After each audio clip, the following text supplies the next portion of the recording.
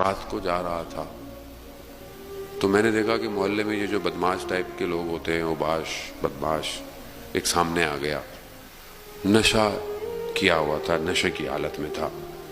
مجھے کہا کہ شیخ بڑی لوگوں کے لیے مجلس پڑھتے ہیں، ہمارے لیے بھی کبھی پڑھ دیا کرو۔ میں نے کہا کہ مجلس ہوتی ہے، آپ اس میں آ جائیں۔ کہا ہم کہاں مجلسوں میں آئیں گے، نشے میں تھا۔ کہا تو پھر، کہا کہ چلو تم مجلس رکھ لو، ہم تمہاری مجلس پڑھنے آ جائیں گے۔ کہا نہیں، مجھے ابھی مجلس سننی ہے۔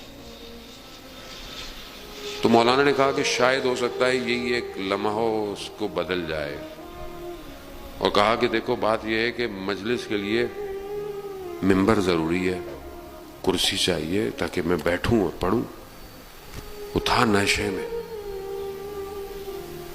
وہ خود جھک گیا، کہا شیخ میں خود ممبر ہوں، میرے اوپر بیٹھ جاؤ۔ بس یہ بیٹھے کہتا ہے میں نے السلام علیکہ یا ابا عبداللہ کہا، اس کا بدن کانپنا شروع ہو گیا۔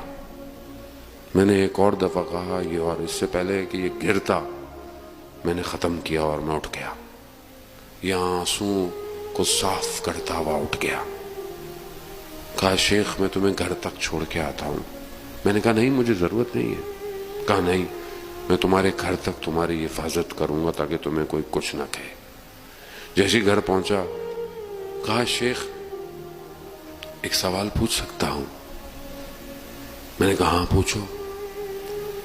کہا کہ کیا قیامت والے دن ممبر حسین جہنم میں جلایا جائے گا؟